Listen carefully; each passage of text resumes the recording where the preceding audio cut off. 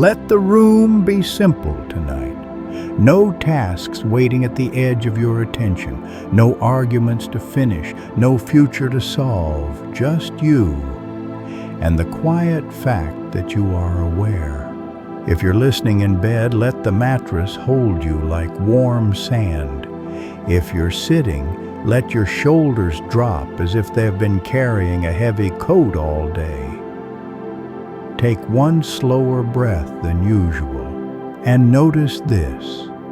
You can spend your whole life learning the world, learning how to earn, how to speak, how to impress, how to protect, how to keep everything from falling apart, and still never learn the one place where everything begins, your own mind.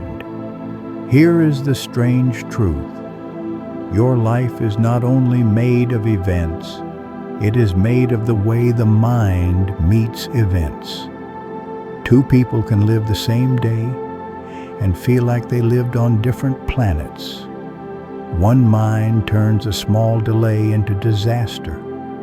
Another mind turns the same delay into a pause, a gift, a breath. So tonight I want to invite you into something gentle, something simple, but quietly life-changing. Not a new belief, not a new identity, not a new philosophy to carry. Just an honest look. What is happening inside you right now? And here is the prediction gap I want to place in your pocket. If you learn to recognize the mind as it moves, if you learn to see thoughts as thoughts, if you learn to feel emotions without becoming them, something you've spent years trying to fix on the outside will begin to soften from the inside, not because you forced it, but because you finally saw it. And once you see it, you cannot unsee it. So let's begin with a small experiment, one you can do without effort. For the next 10 seconds, just listen for the next thought. Don't go searching. Don't try to make it happen. Just wait. And when it appears, notice it like you would notice a bird passing over a quiet roof. There. Maybe it came as words. Maybe it came as an image. Maybe it came as a vague pressure, a plan, a worry, a memory. Now, notice something else. The thought did not ask your permission. It arrived, and then it changed. And if you stay with it, you will see that it fades, not because you pushed it away, not because you solved it, but because the mind is movement. The mind is a river. This is not theory. This is not a mystical claim. This is the most ordinary, intimate evidence you could ever have. Your own experience. A thought rises. A thought passes. A feeling rises. A feeling passes. An itch appears. An itch dissolves. A wave of tension builds, then it loosens. A few minutes ago, you were not thinking the thought you're thinking now. And a few minutes from now, you won't be thinking this one either. So if the mind is always changing, here is the question. Why do we treat it like a fixed thing? Why do we treat our moods like verdicts? Why do we treat our thoughts like prophecy? Why do we obey every inner voice as if it were a king? Because most of us never learned to meet the mind. We lived with it, but we never looked at it. We are like someone who has lived in a house for years, walking through the same rooms, rearranging the same furniture, painting the same walls, hosting the same guests, and never opening one door. There is a door inside us that leads to the room where everything important happens. The room where fear quietly scripts our choices. The room where longing dresses itself up as ambition. The room where old pain becomes new behavior. We don't open that door. We just feel the results. And then we think the results are who we are. That is the first kind of sleep. Not the sleep of the body, the sleep of the mind. You can be awake at work, awake in conversation, awake behind the wheel, and still be dreaming of yesterday, dreaming of tomorrow, dreaming of what someone said 5 years ago, dreaming of what you should have done, dreaming of what might happen. Your body is here, but your mind is living in an invisible world, and the cost is real, because what you don't see inside you can drive you quietly, persistently, like a hidden current under the surface of a calm lake. A person might carry a fear of rejection for decades. That fear does not introduce itself politely. It doesn't say, "Hello, I am your fear of rejection. I will make you over-apologize. I will make you chase people who don't choose you. I will make you feel ashamed when you need help." No. It just operates. It becomes the background music of your life. Someone might work endlessly, always pushing, always proving, always planning the next achievement. And if you ask them why, they might say, "Because I want a good life." But underneath there is sometimes a quieter belief, almost invisible. I am not enough. And the tragedy is not that the belief exists.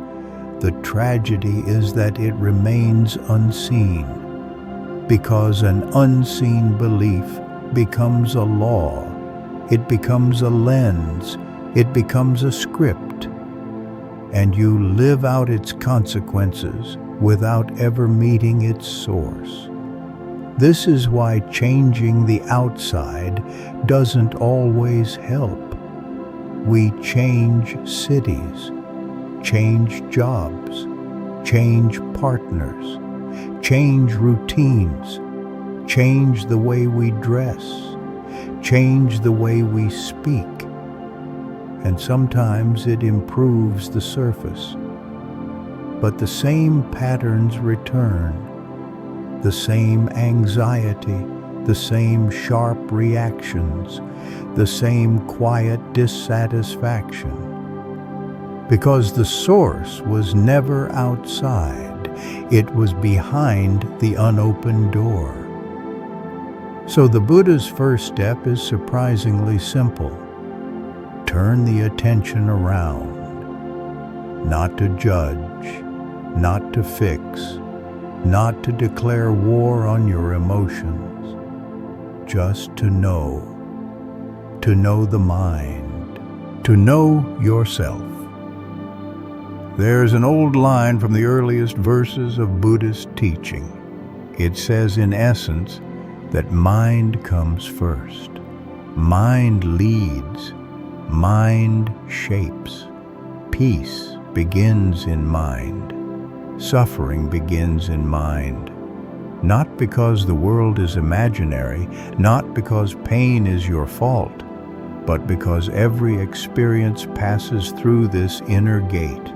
And if you don't know the gate, you get dragged by whatever storms come through it. So tonight, we practice something that sounds too easy.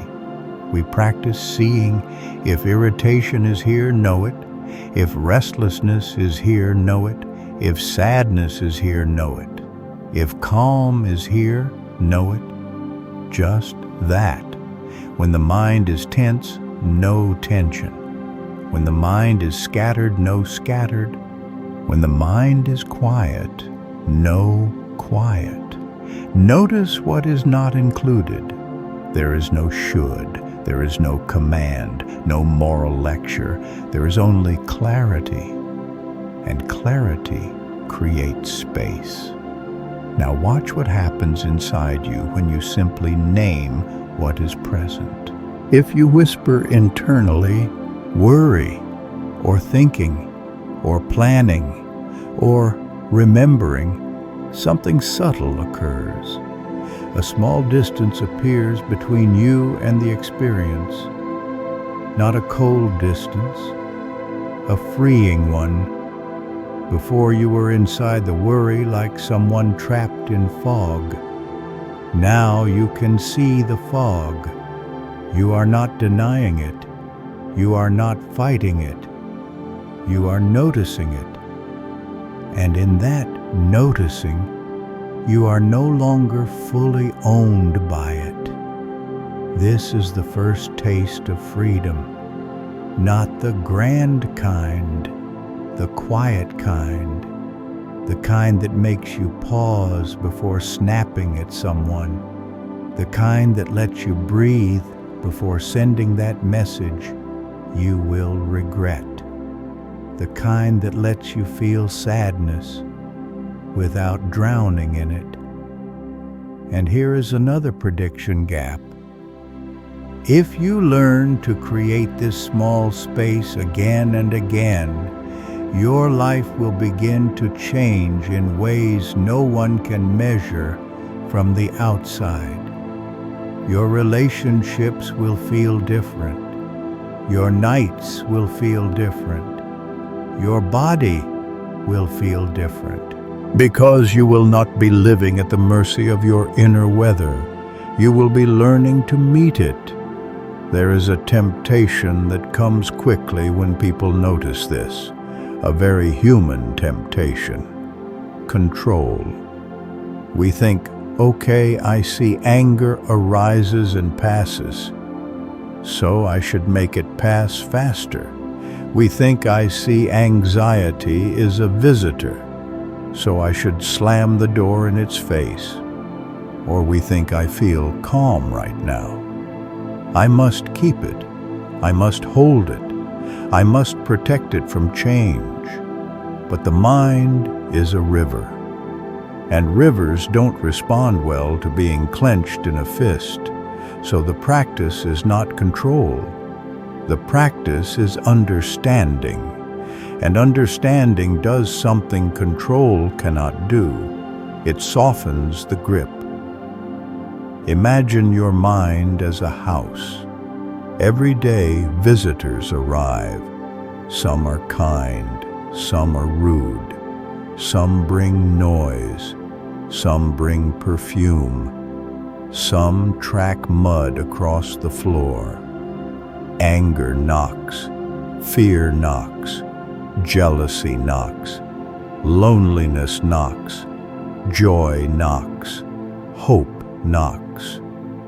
The visitors are not the house. They come, they stay, they leave. But if you don't know they are visitors, you start to believe the house has become them. You say, I am an angry person. I am a jealous person. I am a broken person. I am an anxious person. As if a visitor has bought the deed to your home. But the Buddha pointed to something crucial. Greed, hatred, and confusion stain the mind, but they are not the mind itself. They are like smoke in a room. Smoke can fill the space. It can make it hard to see. It can burn the eyes. But smoke is not the room. And because it is not the room, it can clear. This is why the teaching is hopeful without being naive. Not because life never hurts, but because the mind is not permanently trapped in any one state. Storms move, And because storms move, you can learn to wait without panic. You can learn to sit without fighting. You can learn to breathe without needing immediate relief. So let's make this practical.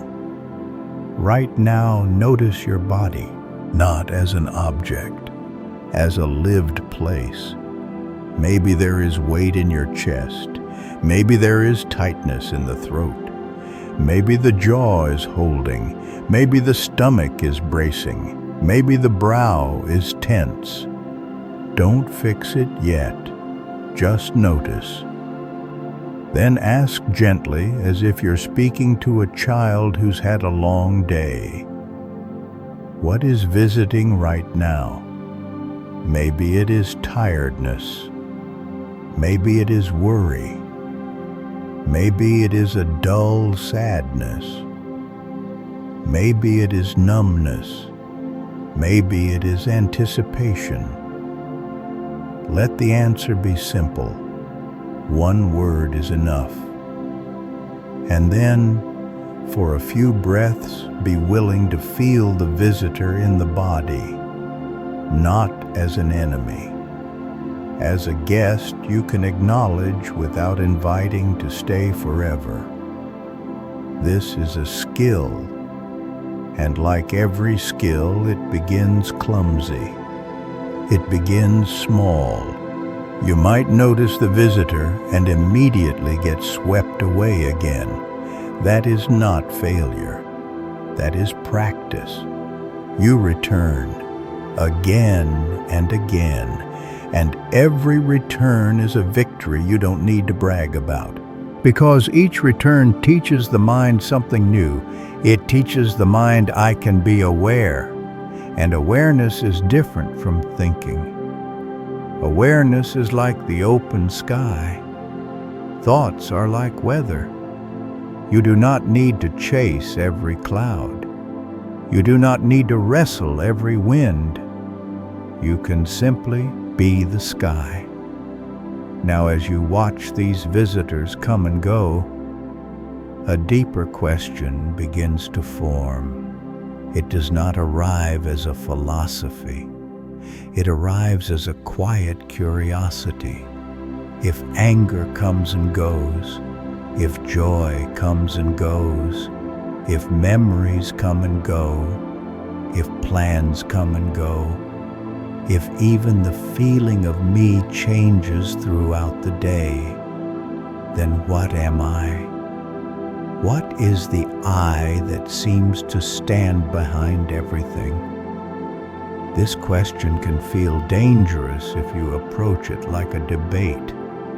But tonight we approach it like a lamp in a dark room, not to frighten you, to show you what is actually there. The Buddha looked closely at this self we assume, and instead of finding a single solid owner, he described a process, a gathering, a bundle of movements that we experience as me. There is the body. There are sensations. There are feelings of pleasant, unpleasant, neutral. There is perception, the labeling mind that says, this is that. There are reactions, habits, intentions, urges. There is the knowing of it all. These parts work together so seamlessly that we imagine a manager sitting inside pulling levers. But if you look for that manager, what do you find? You find a thought about a manager. You find an image of a manager. You find a feeling of being someone. But can you find the manager itself? Can you locate it the way you can locate a hand? This is not to make you feel empty. It is to show you something freeing. Because when the self is held as a fixed thing, life becomes a battlefield. You must defend it, prove it, feed it, protect it, and every insult becomes a threat. Every failure becomes a collapse. Every comparison becomes a wound. But when you see the self as a process, something relaxes. You can still be human, still have preferences, still have dreams, still have personality, but there is less clenched fear around it, less constant guarding. And here is the gentle twist. The self that suffers the most is the self that is trying to stay solid, trying to be permanent in a world that moves, trying to be certain in a life that changes, trying to hold the river still. So let's bring this down from the clouds to the bed you're in. Think of a moment today when you felt irritated, just for a second. Maybe someone ignored you. Maybe a plan changed. Maybe you felt misunderstood. Maybe you felt unseen. In that moment, where was the self?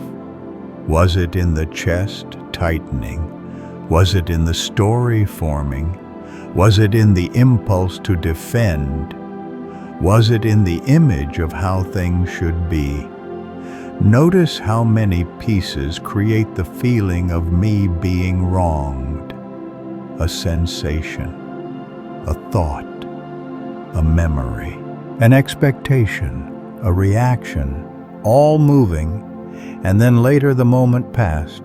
Maybe you forgot it, maybe you softened, maybe you laughed at something else. So where did that solid self go? It was never solid.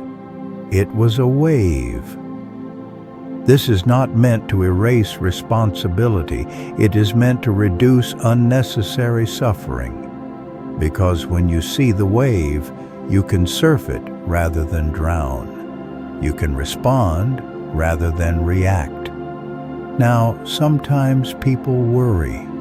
They hear teachings like this and imagine becoming cold, detached, uncaring. But what often happens is the opposite. When you see your own mind clearly, you begin to recognize the same mechanisms in others. You see how fear hides inside harsh words. You see how insecurity hides inside arrogance. You see how loneliness hides inside control. And because you have met those visitors in your own house, you can recognize them when they visit someone else. That recognition is not a judgment. It is understanding. And understanding opens the door to compassion, not forced compassion, not I should be kind. A natural compassion, the kind you feel when you see a child crying in the dark. You don't argue with the child. You don't lecture the child. You understand. Oh, you are scared. So you soften. This is why knowing the mind is not selfish. It is the beginning of tenderness. There is a teaching where the Buddha invites people to test their experience, to look at certain states of mind and ask a simple question. Does this lead to harm or to peace? Does greed lead to ease or to trouble? Does hatred lead to clarity or to burning? Does confusion lead to freedom or to entanglement? And when you look honestly, you see it. These states add suffering, not only for others, but for you, because they are heavy, they take energy, they keep the heart tight.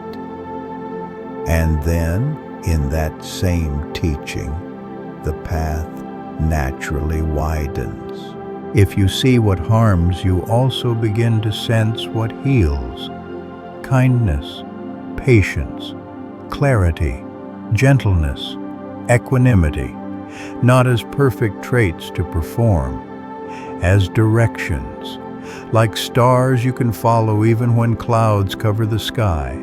So tonight let's practice a few seconds of kindness, not toward the world, toward yourself, because the mind you are meeting has been carrying you through everything, even through the parts that were messy, even through the parts that you regret, and maybe no one ever taught you how to be on your own side. So place a hand somewhere comforting, if that feels okay, chest, stomach, shoulder, and say inwardly, very softly, tonight I can just observe. Tonight I don't have to solve. Tonight I can be a refuge. Notice what shifts when you speak like that. A little unclenching. Now let's return to the simple doorway again. Awareness. Watch the next thought. Like watching a leaf float by on dark water. Watch the next emotion, like listening to distant thunder. Present, but not personal. Watch the next sensation, like feeling a breeze brush the skin. And every time you get lost, every time you wake up and realize you were carried away, just come back. No shame, no scolding. That gentle return is the training, because the mind learns what you repeat. If you repeat panic, it becomes familiar. If you repeat harshness, it becomes normal. If you repeat awareness, it becomes home. Now let me offer you another small twist, the kind that changes how you see your day. Most of your suffering is not from the first arrow. The first arrow is the raw experience, the sensation, the loss, the discomfort, the disappointment. The second arrow is what the mind adds, the story, the identity, the judgment, the fear of what it means. 2 arrows. And the Buddha's practice does not deny the first arrow. It simply teaches you to stop firing the second. And how do you stop? Not by force, by seeing. The second arrow cannot hide in a room with lights on. So when pain comes, you feel it, and you notice what the mind is adding.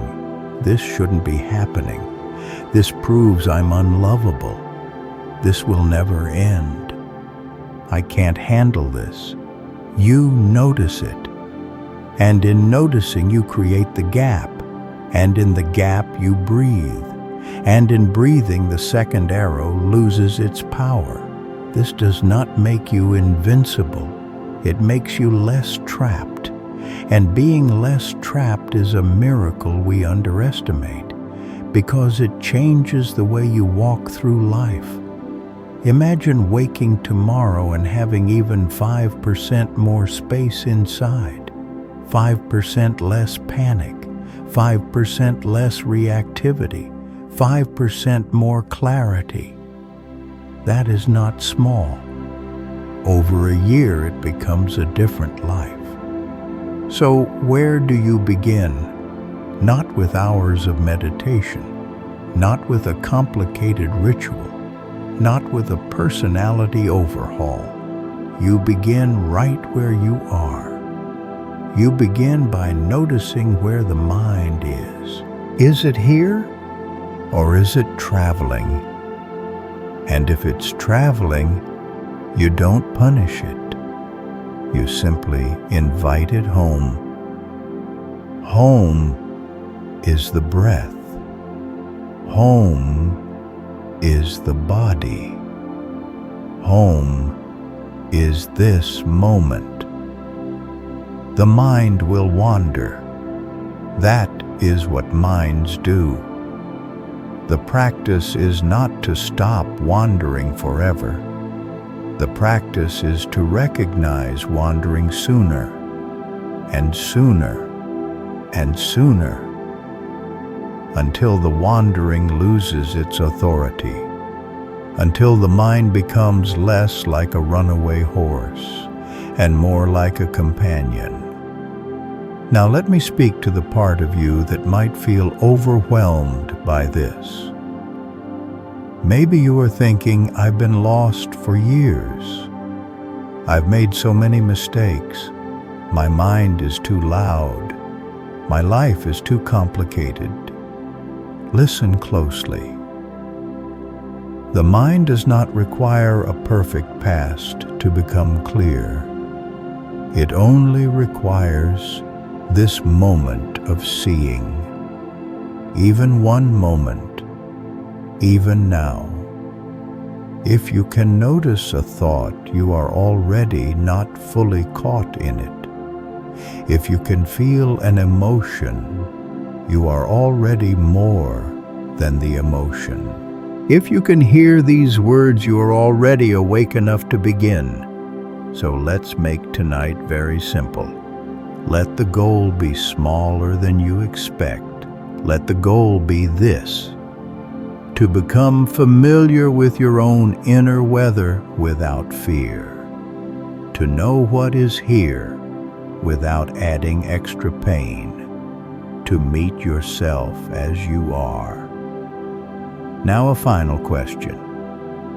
One to carry like a small stone in your pocket.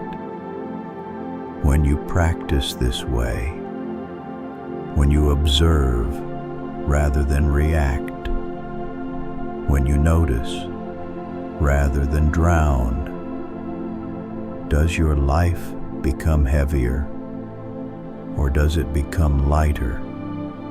Does it create more suffering or less? You don't need anyone to answer that for you. Your body will answer. Your relationships will answer. Your sleep will answer. Over time, you will see the evidence. And slowly, the unopened door inside you will become the most familiar doorway in your life. You will begin to recognize your visitors. You will begin to stop confusing them with your identity.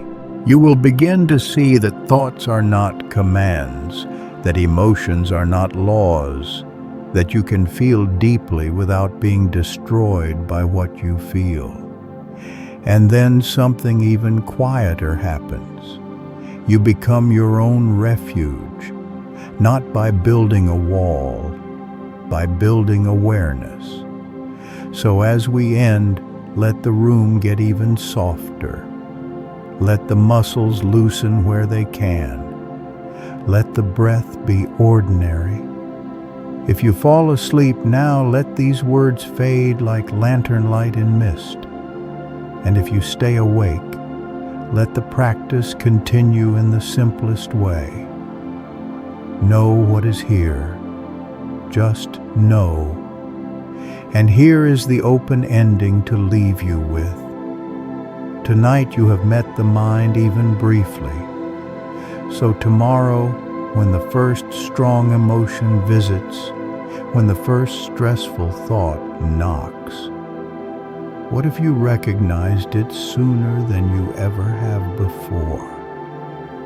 What if in that small moment you discovered a freedom that has been waiting in you all along, not somewhere far, right here, in this mind, in this breath, in this moment? Before you drift, let me offer you a small story. Imagine a person walking through a crowded market at dusk. Lanterns are lit. Voices rise and fall. Somebody bumps their shoulder. A vendor shouts a price. A child cries. A smell of smoke and sweet fruit hangs in the air. This person is already tired. Their mind is full. One tiny thing happens. A stranger's glance feels sharp. Maybe it wasn't, but the mind takes it as sharp. And instantly, a story is born. They disrespected me. I always get treated this way. People don't see me. I have to prove myself. The body tightens. The chest hardens. The face becomes a mask. Now here is the quiet turning point. What if right there in the middle of the market they paused for one breath? What if they noticed, a story is forming, not to shame themselves, just to see it. In that single breath, the story loosens, not gone, but less gripping. And because it loosens, their next step changes. They don't lash out. They don't spiral. They don't carry that stranger home in their head all night. They simply continue walking. A moment later, a different sound catches their ear. A laugh, a bell, a soft prayer from a temple nearby. And the heart remembers, life is bigger than this one thought. This is what practice looks like. Not perfect silence, not a mind like a blank sheet, just a little more seeing, a little sooner. So if you want one simple phrase to carry into tomorrow, make it this. This is the mind when worry rises. This is the mind when craving rises. This is the mind when anger rises. This is the mind, not to dismiss it, to recognize it, because recognition is the beginning of release. And if you forget, that is also the mind. So you smile gently and return. Even now as you listen, you might notice the mind trying to turn this into homework. Am I doing it right? Will this fix me? How long until I feel different? See that too. And then let the questions rest, like stones placed down beside the bed. Tonight, the only job is to be here. The breath arrives, the breath leaves, the mind moves, the mind settles, and somewhere beneath it all, a quiet knowing remains. You don't have to name it. You don't have to grasp it. Just let it be the background light as sleep comes closer.